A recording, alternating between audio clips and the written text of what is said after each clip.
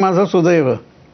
मी उदाहरणार्थ जी.एनच्या सुरुवातीच्या कथा माझ्या मते वाईटच होत्या, म्हणजे सामान्य होत्या नव्हे, ते वाईटच होत्या आणि त्यांच्याकडे मी दुर्लक्ष केलं.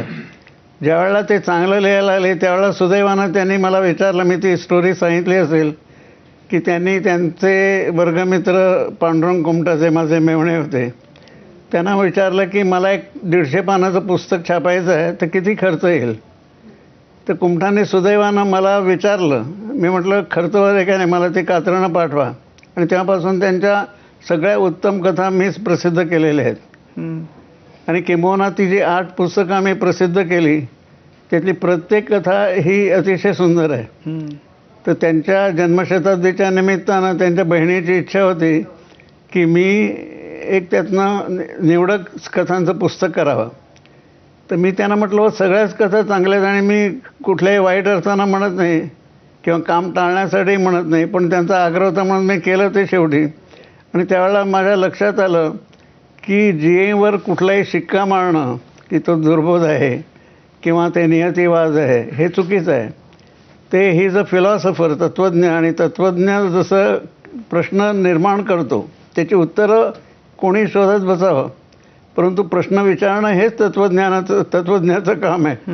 ते जी.एने केलेले असा मुद्दा मी त्याच्यात मांडला. नाही, मला असं जाणवतं की ज्यांनीही कोणी म्हणजे आता खास करून ग्रेस जी.ए यांच्याचबद्दल किंवा श्याम मनोहर अलीकडच्या काळामध्ये तर 2 लोकांचं मराठी सारस्वतावर उपकार आहेत. एक तर तुम्ही, कारण तुम्ही ते पॉप्युलर न केल्यामुळं त्याचं महत्त्व अधोरेखित झालं, आणि दुसरं हृदयनाथ मंगेशकर की त्यांनी त्यातल्या काही कवितांना चाली बांधून त्यामुळं लोकांपर्यंत त्या आणखीन प्रभावीपणानं पोहोचल्या. पण तरी मला कुतूहल आहे की तुम्हाला म्हणजे ग्रेसच्या कवितेमध्ये की हे काहीतरी विलक्षण आहे हे पहिली कविता वाचली तेव्हाच जाणवलं होतं. महानोरांच्याही बाबतीत असंच होतं. ग्रेसची माझी भेट झाली नव्हती, म्हणजे माझ्या अनेक लेखकांना मी भेटून पुस्तकं प्रसिद्ध केली असं नाही, त्यामुळे त्याचे वैयक्तिक भाग नाही. ग्रेसच्या कविता छंद या मासिकात जेव्हा आल्या तेव्हा मलाही त्या आवडल्या, आणि तिथं जे वाला कुलकर्णी, राबी जोशी वगैरे बुजुर्ग होते त्यांनाही त्यांच्याबद्दल प्रचंड कुतूहल वाटू लागलं.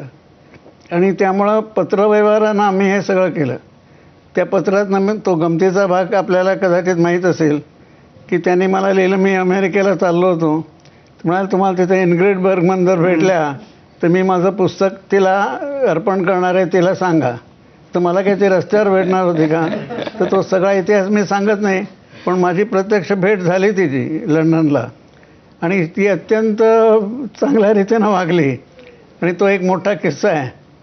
परंतु हे सगळं त्यावेळेला माझ्या आणि ग्रेसची भेटच झालेली नव्हती.